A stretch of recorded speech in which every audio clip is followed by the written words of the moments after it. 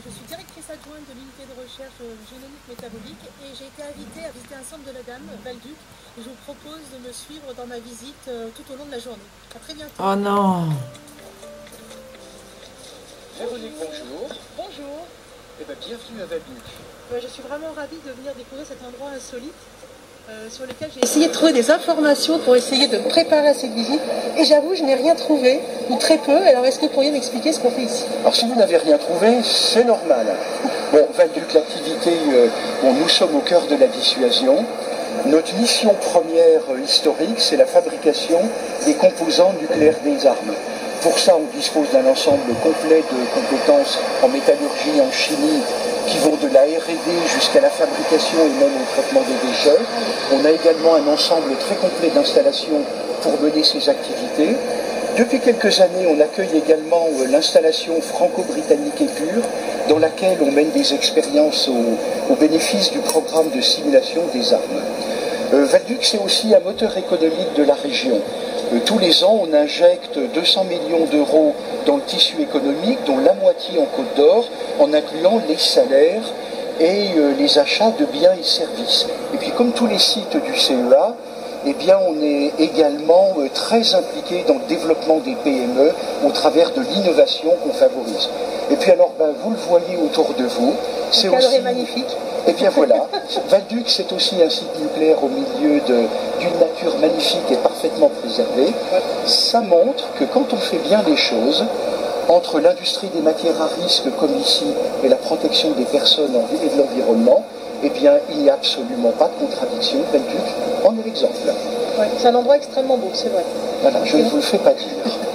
Et vous êtes nombreux sur le site? Alors, il y a à peu près 1500 personnes qui travaillent sur le site, un peu plus de 900 personnes CEA, beaucoup de personnel d'entreprise qui sont là l'année, beaucoup de personnel sur des chantiers, et puis également une centaine de jeunes qui sont là en formation à des niveaux divers, avec des thésards, des stagiaires, mais également un très fort développement de l'alternance. Nous avons tous les ans entre 40 et 50 jeunes en alternance.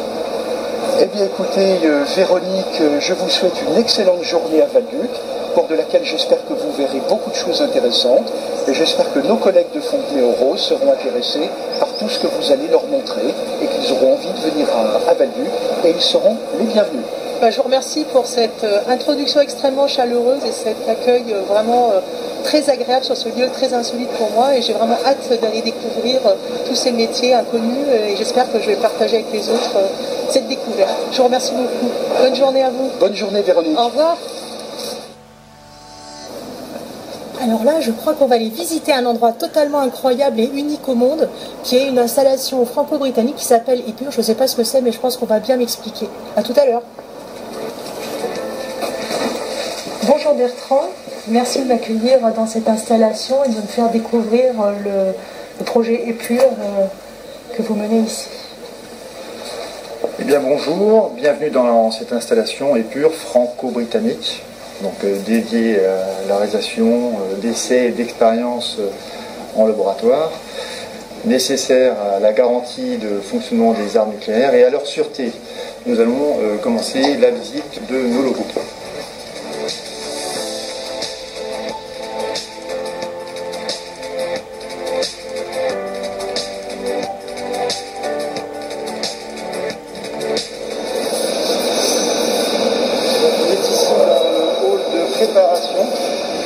Préparation et vérification des dispositifs de confinement. L'édifice qu'on va vouloir radiographier va être placé dans ce dispositif de confinement.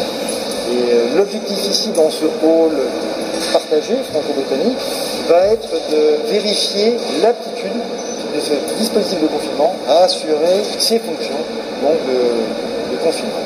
Et on fait à peu près combien d'expériences par an? Alors, tout d'abord, on mène les expériences conformément au programme français d'un côté et au programme britannique, et le nombre dépend bien sûr de ces exigences. L'ensemble va rester sur ce poste de travail, poser ce dispositif de confinement sur ce plateau. Ce plateau va être translaté jusque sur le point d'expérience point d'expérience qui est devant le premier axe radiographique qui se situe à ma gauche. Donc maintenant, je propose de rejoindre le poste de commandement d'où on pilote justement le jour de l'expérience tout cet ensemble. D'accord.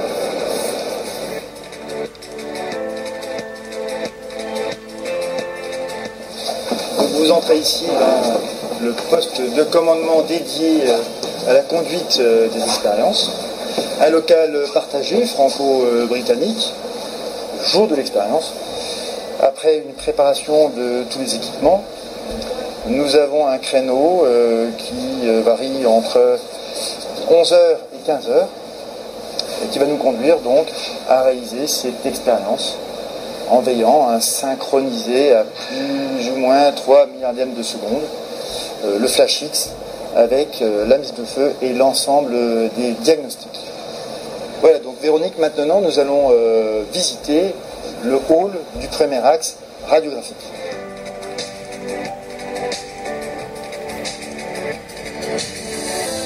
Donc ce premier axe radiographique est doté de 3 parties. La première, c'est juste derrière vous, le générateur d'électrons. La deuxième partie est un accélérateur de ces électrons, donc on va veiller à transporter ces électrons sur environ une quarantaine de mètres. Et la troisième partie, c'est l'espace de glissement et de focalisation de ces électrons qu'on va vouloir focaliser sur une cible en matériaux lourds pour transformer ce faisceau d'électrons en flash X. Et donc d'ici 2 ans, en fait, vous aurez 3 lignes comme ça qui vont converger vers le même lieu qu'on a visité tout à l'heure. En fait, vous aurez 3 lignes Exactement. de ce type-là. Donc d'ici 2 années, nous aurons 3 axes radiographiques, les 3 pointant sur le point de l'expérience où nous disposerons ce dispositif de confinement avec à l'intérieur les matériaux que l'on va vouloir tester radiographiquement. Écoutez, merci beaucoup. Je suis vraiment hyper impressionnée par la visite que j'ai faite aujourd'hui. Vraiment, je suis une naïve et novice dans le domaine et vraiment, j'ai trouvé ça extrêmement intéressant. Merci Bertrand de m'avoir fait ce plaisir de découverte. Et donc, je crois que je vais visiter le bâtiment Tritium. Je ne sais pas trop ce que ça veut dire, mais je sens que je vais avoir encore plein de surprises. Alors nous voici devant le bâtiment qui permet de travailler avec le tritium. Je ne connais pas grand-chose à cette technologie ni à l'utilisation. Et donc je vais rencontrer le chef d'installation qui s'appelle Aurélien Ledieu et qui va me dévoiler tous les mystères de ce que l'on fait avec le tritium. Bonjour Aurélien. Bonjour Véronique, je suis ravi de t'accueillir sur le principal bâtiment tritium du centre de Val-Duc.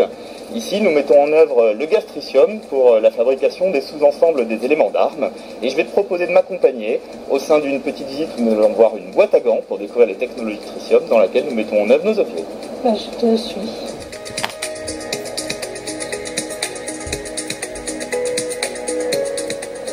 Bien Véronique, donc ici nous sommes dans une des 20 cellules qu'exploite le bâtiment tritium.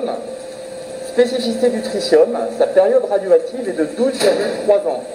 C'est-à-dire qu'il décroît à une vitesse rapide et pour pouvoir le mettre en œuvre dans nos différents systèmes, il va falloir le purifier périodiquement pour lui retirer les éléments fixes issus de la désintégration radioactive qui sont des polluants pour le fonctionnement des objets que nous fabriquons. Ici, je te présente une de nos 120 boîtes à gants. C'est une boîte à gants dans laquelle on va faire les opérations de purification ou de séparation isotopique qui permettent d'atteindre des niveaux de pureté en tritium compatibles avec les spécifications qui sont requises par nos clients.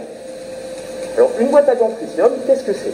Bien, alors d'abord, c'est une carcasse métallique avec des panneaux et des ronds de gants dans lesquels les opérateurs peuvent manipuler les différents éléments du procédé. Une boîte à gants tritium, c'est également, comme tu peux le constater, beaucoup de tuyauterie, beaucoup de capteurs et des capteurs qui servent à instrumenter et à piloter notre processus. De manière simple, le tritium étant un élément gazeux, nous allons suivre des courbes de température, de pression, de débit et toute la surveillance de l'environnement dans lequel le tritium est mis en œuvre pour protéger l'ensemble des opérateurs et la charge de tritium de son environnement, notamment l'air. Merci Aurélien pour ces explications. Je ne connaissais que les boîtes à gants pour la microbiologie. On est très très loin de ces utilisations. Merci pour ces explications et cette visite. Et je crois que je vais voir maintenant le site de Microcible, qui est sans doute très différent d'ici. Merci beaucoup.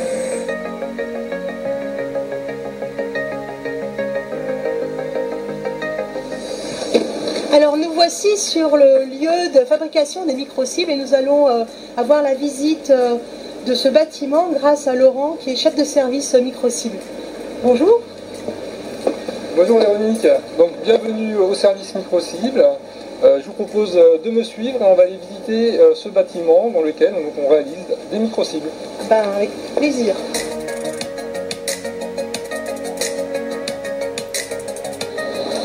Alors Véronique, donc, au service microcible, nous réalisons l'ensemble des cibles qui sont expérimentées par la direction des applications militaires sur des lasers de puissance et en particulier sur le laser mégajoule. Alors, ici c'est un support et la microcible se trouve juste à cet endroit-là. Donc tu verras à l'extérieur, que tu vois à l'extérieur, c'est la qualité de conversion. Et quand tu vas regarder à l'intérieur, tu vas voir le micro-ballon qui va nous permettre de faire l'étude de physique. Je te propose de voir, Véronique, tout d'abord, c'est une machine d'ultra précision qui nous permet de faire une partie, une pièce élémentaire de cette qualité de conversion. On part en fait d'une pièce qu'on appelle un membrane, qui est en aluminium, et on va venir usiner à l'intérieur de ce membrane, faire la forme intérieure de la qualité de conversion. Donc Véronique, on vient de voir ici des opérations d'usinage. Maintenant, ce que je te propose de faire, c'est d'aller en salle blanche où on réalise des opérations d'assemblage. Je te propose de me suivre. Avec plaisir. Ce qu'on souhaite obtenir, c'est une microcible qui a cette structuration. Donc on a vu comment on avait fait cette partie de la qualité de conversion. Au cœur de cette microcible, c'est le micro-ballon qui se trouve ici. Et donc, une difficulté, ça va être de pouvoir positionner ce micro-ballon au sein de cette qualité de conversion. Et ce qu'on fait en fait dans ces laboratoires ici, laboratoires d'assemblage, c'est ce positionnement des différents éléments qui structurent la microcible pour pouvoir faire l'objet final. Merci beaucoup Laurent pour cette visite ultra passionnante et passionnée de cet univers très nouveau pour moi et j'ai vraiment appris énormément à la fois sur ce que vous faisiez sur les microcibles et aussi le laser mégajoule parce que finalement les choses sont assez liées et merci pour la fougue mise dans cette explication. Ça y est, c'est fini malheureusement, cette visite touche à sa fin. J'ai été ravie de la visite incroyable que j'ai vue aujourd'hui. Je remercie François Bugot, directeur du centre, et Patrick tout particulièrement, responsable de la communication ici, ainsi que toutes ces équipes et les personnes qui m'ont fait découvrir leur univers si lointain par rapport au mien. J'ai passé une journée incroyable. Merci beaucoup à tous. J'espère que ça vous a plu.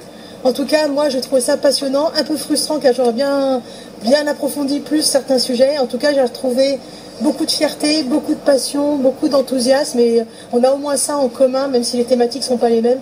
J'ai été ravie, merci à tous et à très bientôt.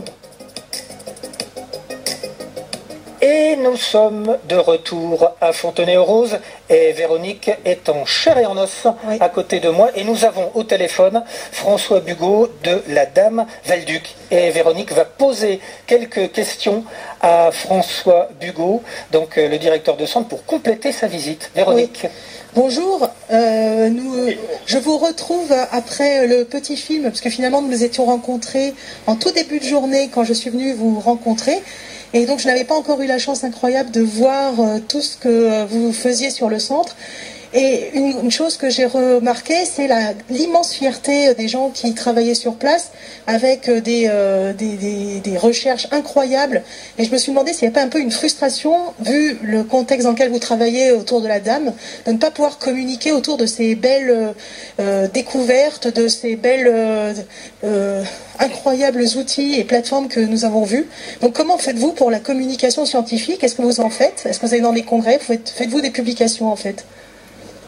Oui, alors, vous savez, sur la fierté, c'est quelque chose que nous partageons partout au CEA, le sentiment de travailler tous pour l'intérêt général. Alors, en ce qui concerne les publications scientifiques, bien sûr, il y a toutes nos activités activités classifiées sur lesquelles nous ne pouvons pas communiquer. En revanche, il y a beaucoup d'études fondamentales sur lesquelles nous publions très très régulièrement dans les différents laboratoires de la DAM. Alors évidemment, le volume est nettement inférieur à ce que l'on va faire à la DRF. Mais je vous donne un exemple.